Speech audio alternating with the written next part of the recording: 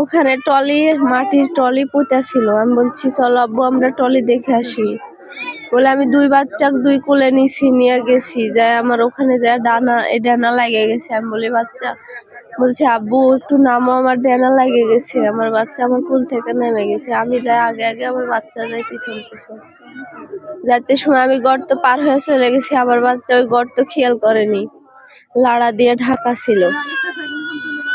পরে পাও দিছে আর ঢুকে গেছে আমার বাচ্চা। আমি ওখানে খাড়াইছি, আমার বাচ্চা আমাকে পড়ে যায় আম্মু আম্মু করে ডাক দিছে।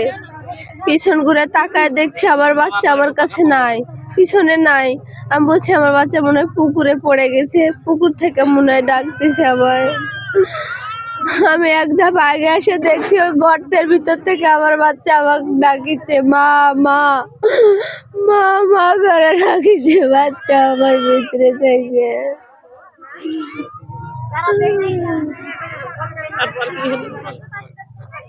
তারপরে আমি কান্না শুরু করেছি, আমার ছোট বাচ্চা কুলেরটা নিয়ে ওখানে গড়াগড়ি শুরু করি। গর্তটা আগে থেকে জানতেন নাকি যা ছিল? ছিল আগে থেকে জানতাম, কিন্তু আমি সে সময় আমার খেয়াল ছিল না। আমার বাচ্চাকে আমি ছাড়িয়ে দিছি যে ওখানে গর্ত আছে, আমি এটা খেয়াল করিনি, আমার খেয়ালই নাই। আমি চলে গেছি, আমিও তো পড়তে পারতাম, কিন্তু আমি তো পড়িনি। আমি গর্ত দিয়েই চলে গেছি, আমারও খেয়াল নাই ওখানে গর্ত আছে। বোরিং এর মুখ এরকম খালি আছে, অনেক বোরিং আছে, তারা ঢাকে না। তো ঢাকে না, এই প্রথম কেবল আমাদের এলাকায় প্রথম এটা অ্যাক্সিডেন্ট হলো। এই অ্যাক্সিডেন্ট হওয়ার পর থেকে হয়তো বা তারা ঢাকবে, এখন সচেতন হবে। আমরা গ্রামের মানুষ তো আগে এটা বুঝতে পারিনি যে এরকম দুর্ঘটনা ঘটতে পারে। এখন দুর্ঘটনা ঘটলো, আল্লাহ দিলে এবার থেকে এখন সচেতন হবে মানুষ। সাওয়াল বোরিং এর মধ্যে সাওয়াল চলে গেছে, আর খোঁজা পাওয়া যাচ্ছে না। হ্যাঁ হ্যাঁ কাজ হচ্ছে, এখন তো কোন গভীরের সাওয়াল আছে সেই গভীর পর্যন্ত না খুললে তো আমি সাওয়াল পাচ্ছি না। আমরা সাওয়াল চাই, তা তো জীবিত হোক আর হ্যাঁ মৃত্যু হোক। এখন 90 ফিট পর্যন্ত এভাবে ডেজার দিয়ে কি খোঁড়া সম্ভব? সেটা তো মনে হয় আজকে 24 ঘন্টাতেও এই কাজটা হবে না, সময় চলে যাচ্ছে অনেক। তারপরে এভাবে তো মনে হচ্ছে ওখানে জীবিত আছে কি মারা গেছে সেটা তো উপরওয়ালাই জানে। চাই যত দীর্ঘ গতিতে বাচ্চাটা উদ্ধার হয়, তাদের জীবিতই হোক আর মৃতই হোক, দ্রুত গতিতে যাতে উদ্ধার হয়। আমি শুনতে পেলাম সকালে যে এক ছেলে গর্ততে পড়ে গেছে, তাকে ফায়ার সার্ভিস এবং ডেজার দিয়ে তাকে উদ্ধার করার পরিকল্পনা করছে, কাজ চালাচ্ছে। এটা এখানে এসে দেখলাম, এখনো কাজ চলছে।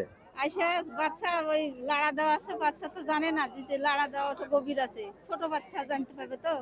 পা দিয়েছে আর সরকে চলে গেছে বাচ্চা ভিতরে।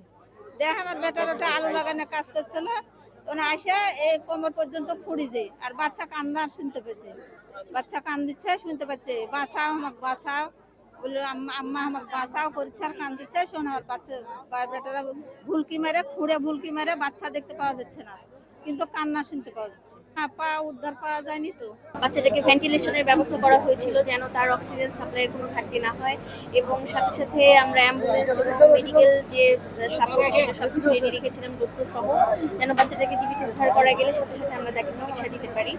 এখন আমাদের হয়তো দুর্ভাগ্য, আমরা এখন পর্যন্ত এত চেষ্টা করেও আমরা আমাদের সিটি কর্পোরেশন থেকে এবং এছাড়াও লোকালি অ্যারেঞ্জ করে 2টা এক্সকেভেটর, মোট 3টা এক্সকেভেটর দিয়ে আমরা এখানে মাটি কেটে বাচ্চাটাকে উদ্ধার করার চেষ্টা করছি, কিন্তু এখন পর্যন্ত দুর্ভাগ্যের কথা যেটা বললাম যে বাচ্চাটাকে উদ্ধার করতে পারিনি। তবে আমাদের উদ্ধার কার্যক্রম চলমান আছে, এবং আপনারা দেখতে পাচ্ছেন যে এখানে একটা পাইপ দেওয়া আছে, আমরা পাইপটার উপর থেকে আমরা বসিয়েছি যেন মানে পাইপটাও আসলে এটা চিন্তা করে যেন বাচ্চাটার মানে আশেপাশে থেকে মাটি টাটি যেন আরও না যায়।